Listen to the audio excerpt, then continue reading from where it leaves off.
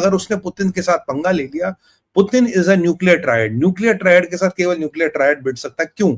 Because if push comes to shove, it's a nuclear war, you will have no second strike capability. और अगर कियर Starmer के पास second strike capability नहीं है, जिस Russia से पंगा लेने में अमेरिका डरता, तो क्या उस रशिया से ये कियर स्टार्मर पंगा ले सकता? ले सकता। क्या कर रहा है ये? अभी खबर आई है, एक वो क्या नाम है यार उनका, क्या नाम है उनका, ग्लोबल वॉर मैट्रिक्स ने रिपोर्ट किया है कि इन्होंने खाना, पेट्रोल, ये जो एसेंशियल कमोडिटीज होती है, स्टॉक्स होते हैं, उनकी राशनिंग की है। UK is preparing for war like तैयारी हो रही, सिविल डिफेंस की ड्रिल्स हो रही है, मॉक ड्रिल्स हो रही है, मिलिट्री की ड्रिल्स हो रही है, मिलिट्री के सिमुलेशंस हो रहे हैं, all simulators are being fired. UK is entering into a kind of a nuclear war preparing for a nuclear war with Russia, which they have no chance because they are not a nuclear triad. तो कहानी हो क्या रही? कहानी है कर्म की, कहानी है धर्म की। बोलोगे सुमित भाई इसमें कर्म और धर्म कहां से आ गया? देखिए, कर्म का साइकिल और धर्म का साइकिल, इट्स शून्य, एवरीथिंग कम्स टू जीरो। क्यों? आपने हमसे $45 ट्रिलियन लूटा। You bloody siphoned $45 trillion for us. You plundered our country, you looted our country, you left us with a literacy rate of 22%, you left us with an average age of 42 years। और 1990 तक आप कहानियां लिखते थे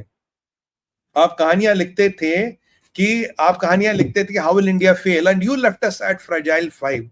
वहां से ये सफर जो हमने तय किया, वहां से ये तफर के हम न्यूक्लियर ट्रायड है, हम तुम्हारे से बड़ी इकोनॉमी है, हमने सब कुछ किया जो जिसकी तुम अपेक्षा नहीं कर सकते। और हम एक ऐसा मुल्क है, हम एक ऐसा सभ्यता है, 45 ट्रिलियन ऑफ लूट एंड प्लंडर के बाद भी हम खड़े हैं, और आज तुमसे बड़े हैं और अगर वो 45 ट्रिलियन नहीं लिया होता, भारत सोने की चिड़िया था और रहेगा। भारत एक सिविलाइजेशनल फोर्स है। मैं बार बार कह रहा हूं, Bharat is not a country. इस चीज को लेकर तुम्हें डर लग रहा है, इस चीज तुम्हें सता रही है, और तुम आज जिस न्यूक्लियर ट्रायड भारत के पास है वो तुम्हारे पास नहीं। भारत चाइना का मुकाबला कर सकते हो, तुम रशिया का मुकाबला नहीं कर सकते। तुम्हारे पास उतना आर्सेनल भी नहीं है, तुम्हारे पास वो डिलीवरी मैकेनिज्म्स भी नहीं है। लानत है तुम पे। मेरा एक बॉस कहता था, you looted the whole world and build London. London was never build, they looted the whole world and build London. ये सच्चाई है। और आज भारत अपने वर्चस्व, अपने दम पे खड़ा कहां, और तुम चोर उचक्कों की तरह, आज तुम्हारा साइकिल इज कमिंग बैक।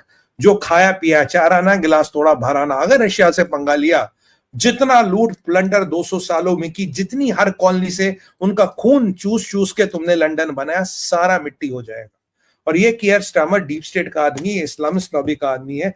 ये कहीं ना कहीं चाहता कि ये चीज ध्वस्त हो जाए। और याद रखिए, वर्ल्ड वॉर 1 भी यूरोप वालों ने शुरू करवाया था। और ये मैक्रोन के उल्टे सीधे स्टेटमेंट, जर्मनी के उल्टे सीधे स्टेटमेंट, इनको समझ आ रहा what the hell are they doing?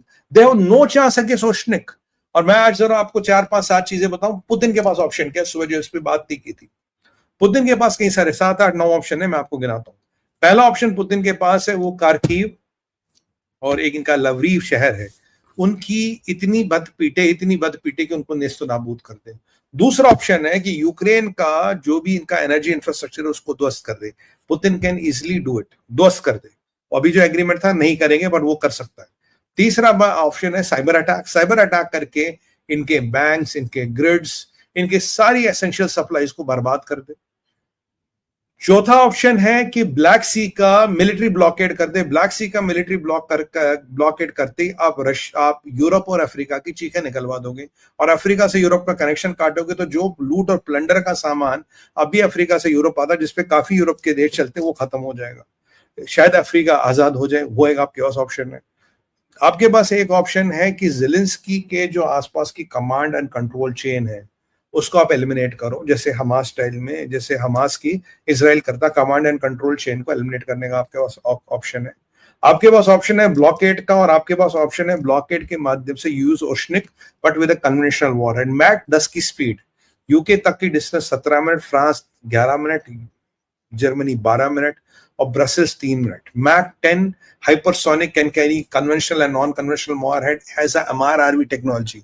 उसको रोकने की कोई टेक्नोलॉजी दुनिया में नहीं, थार्ड भी उसको नहीं रोक सकता। S-400 तो दूर की बात है, थार्ड भी नहीं रोक सकता उसको। There is no technology in the world which can spot Oceanic. और पुतिन ने पीछे टेक कैपेबिलिटी दिखाई थी। पुतिन के पास 300 है और अब तक 500 उसने बना लिया, और 1 Oceanic is good enough to wipe a whole country.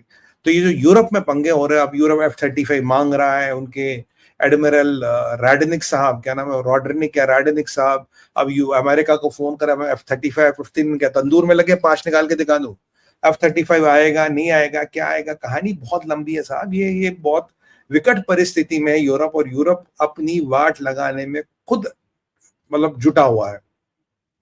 मैं आपको एक और बात बताऊं, ये मैं आपको बहुत पहले से कह रहा हूं कि भाई इन्होंने हमें लूटा, इन्होंने यू नो इन्होंने व्हाट यू कॉल दिस किया, और ये हमेशा वापस आएगा। और भारत अब एक पाकिस्तान या चाइना से नहीं लड़ रहा, भारत एक सड़े हुए, एक रॉटनिंग, एक गंद, एक सड़ते हुए वर्ल्ड ऑर्डर से हमारी लड़ाई है, जिसमें यूनाइटेड नेशंस आता, जिसमें डीप स्टेट आता, जिसमें कमाल आते, जिसमें रेशियल सुप्रीमेसी आती, जिसमें ऐसी कई सारी चीजें आती जो आपको बताती नहीं है, आप पे हक नहीं है, आप कुछ चीज है जो आप नहीं कर सकते, हम गोरे, हमारा रंग साफ है, हम कर सकते हैं, आपको वो चीज की सुविधा नहीं है। इस सब चीज से लड़ रहा, इन कबालों से, इन ग्रुपों से भारत अकेले लड़ रहा और बिड़ रहा है, और ये भारत के लिए ये लड़ाई जरूरत है। और भारत विचार भी भारत के साथ कंधे से कंधा मिला के, जितनी हमारी औकात है, जितना हमारा सामर्थ्य है, जितनी हमारी शक्ति है, जितना हमारा रीच है, ये भारत विचार का परिवार भारत के लिए लड़ता रहेगा, भारत की नैरेटिव लड़ाई फाइट करता रहेगा। मैंने कहा लड़ाई आज नेता की है, नीति की है, नियति की और नैरेटिव की है। ये चारों चीजों पे आपको फिट करना है। अगर आप नियति बदलोगे तो नैरेटिव भी इतना इंपॉर्टेंट है, नैरेटिव पे भी लड़ना पड़ेगा आपको। अब ये जो दुनिया में विस्फोटक परिस्थितियां हो रही है, जो चीजें खराब हो रही है, जो चीजें बदल रही है, राइट, अब भारत क्या कर रहा है? अब सबसे बड़ी बात है भारत क्या कर रहा है, व्हाट इज भारत डूइंग। देखिए कुछ चीजें ऐसी जो आप में से लोग interested, what is Bharat doing, मैं कुछ 10-15 चीजें आपको बताऊंगा जो भारत कर रहा है, भारत कर सकता है, और भारत एज ऑन कर रहा है। But again this all information is public domain. मैं आपको कोई इन्फॉर्मेशन वो नहीं दूंगा जो पब्लिक डोमेन है, क्योंकि मैं पब्लिक ब्रॉडकास्ट पे वो कभी नहीं डालूंगा। कुछ लोग हैं ऐसे सेकंड इनिंग्स वाले, यही काम करते हैं, पर हाँ उनके व्हाट्सएप से शायद उनके पास कोई इन्फॉर्मेशन आती है।